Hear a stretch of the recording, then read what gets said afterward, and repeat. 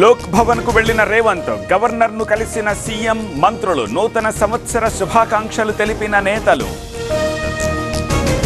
ఖైరతాబాద్ లో కేంద్ర మంత్రి కిషన్ రెడ్డి పర్యటన, పలు అపార్ట్మెంట్లలో ప్రజలతో భేటీ, సమస్యలు పరిష్కరించాలని అధికారులకు ఆదేశం.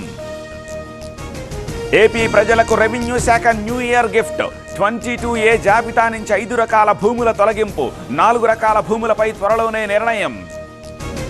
అనుకున్న సమయానికే అమరావతి పూర్తి, నెల్లూరులో మంత్రి నారాయణ పర్యటన, విషెస్ చెప్పేందుకు పార్టీ నేతలు, కార్యకర్తలు క్యూ.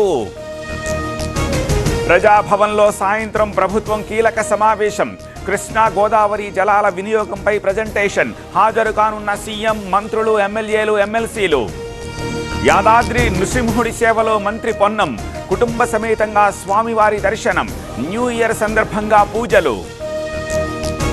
కొత్త ఏడాది వేములవాడకు వీఐపీల క్యూ, కోడె మొక్కులు చెల్లించిన అడ్లూరి ఆది శ్రీనివాస్, రాజన్న ఆలయం అభివృద్ధి చేస్తున్నామన్న మంత్రి. క్యాలెండర్లు మారుతున్నా ప్రజల జీవితాలు మారట్లేదు, యూరియా కోసం రైతులు ఇబ్బంది పడుతున్నారు, కాంగ్రెస్ పాలనపై కేటీఆర్ విమర్శలు. ఎమ్మెల్యే మద్దిపాటికి తానేటి వనిత కౌంటర్, యువకులను కొట్టి రోడ్లపై నడిపించడమేమిటి, కోట్లు వేసే శిక్షలు కూడా మీరే వేస్తారా అని ఆగ్రహం. ప్రభుత్వాన్ని నిలదీస్తాం, లోకేష్ ఎవరిని బెదిరిస్తున్నారన్న భరత్, 2029లో వైసీపీ ప్రభంజనం వీస్తుందని ధీమా.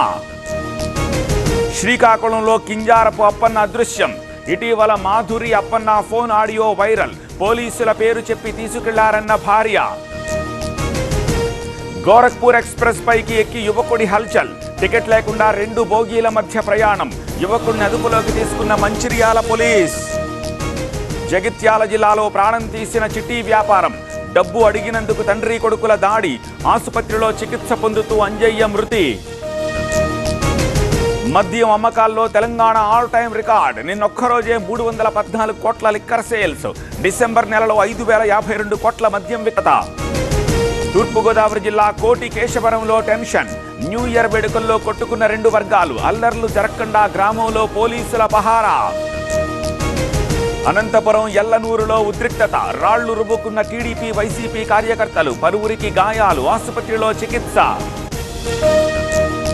ఢిల్లీలో బంగ్లా హైకమిషన్కి రాజ్నాథ్, మాజీ ప్రధాని ఖలీదా జియా మృతికి సంతాపం, ఖలీదా జియా అంత్యక్రియలకు హాజరైన జైశంకర్.